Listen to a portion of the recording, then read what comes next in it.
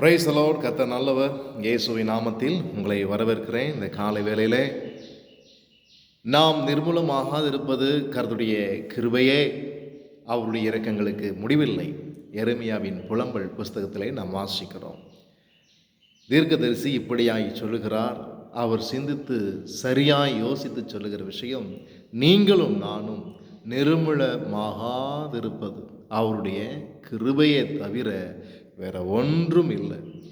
உங்களுடைய பணம் அல்ல, உங்களுடைய பலன் அல்ல, உங்களுடைய உறவுகள், சொந்தங்கள், எங்களுடைய நட்பு, ஐக்கியம், உலகத்தினுடைய எந்த ஒரு மேன்மை பாராட்டக்கூடிய எந்த ஒரு விஷயமும் நீங்கள் நிலைத்து நிற்பதற்கான ஒரு ஊன்றுகோல் அல்ல.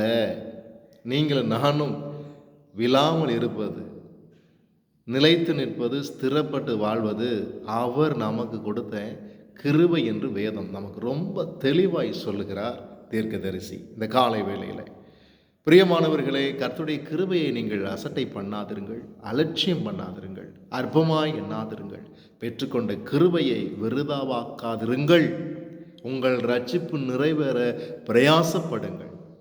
இன்றைக்கு ஆண்டவர் உங்களுக்கு ஒரு நாளை, வாழ்நாளில் ஒரு நாளை கிருபையாய் கொடுத்திருக்கிறார். 2025 இன்றைக்கு இந்த காலை நேரத்தில், ஆண்டவரே இரவெல்லாம் எங்களை பாதுகாத்தீங்க, பகல் வேளை முழுவதும் பாதுகாக்க உண்மையும் நீதியும் உள்ள ஆண்டவர் நீர் என்பதை நான் அறிந்திருக்கிறேன். அந்த எண்ணம் உங்களுக்கு அவசியம் தேவை. நோவா ரொம்ப தெளிவாக சொல்கிறார் பாருங்க. நோவா தன் காலத்தில் வாழ்ந்தவர்களுக்குள்ளே நீதிமானும் சன்மார்க்கனும் உத்தமனுமாய் தேவனோடு கூட நடக்கக்கூடியவனாக இருந்தான். ஆம் பிரியமானவர்களே, அவருடைய கண்களிலே கிருபை நோவாவுக்கு கிடைத்தது. இன்னைக்கு உங்களுக்கு எனக்கும் கிருபை கிடைக்கணும்னா நோவாவை போல நாம் வாழ்ந்தாக வேண்டும். தன் காலத்தில் வாழ்ந்தவர்களுக்குள்ளே ஒருத்தன் தான் உருப்படியாக இருந்திருக்கான் பாருங்க. இப்போ நீங்களும் நானும் கொஞ்சத்தில் உண்மையாக இருக்க முயற்சி எடுப்போம், கிருபையை பற்றி கொள்ளுவோம். அவரை அண்டிக் கொள்ளுகிற யாவரும் பாக்கியவான்கள். ஆமென்.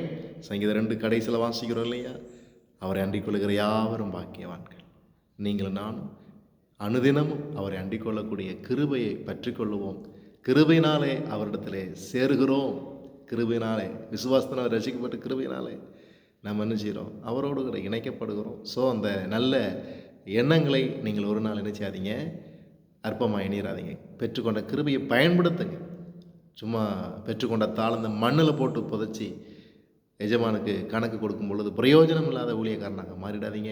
தாளந்துகள், திறமைகள் எல்லாவற்றையும் கர்த்தருடைய சமூகத்தில் பயன்படுத்துங்க. எல்லாரும் என்னை கவனிக்கணும்னு நீங்கள் நினைக்காதீங்க. கர்த்தர் உங்களை கவனிக்கிறார் என்பதை மறந்துடாதீங்க. அவருடைய கிருபையை அனுதினமும் பெற்றுக்கொள்ள மறந்து போகாதிருங்கள். பெற்றுக்கொண்ட கிருபையை பயன்படுத்துங்கள். கர்த்தர் உங்களை ஆசீர்வதிப்பாராக. ஆமென். தேங்க்யூ.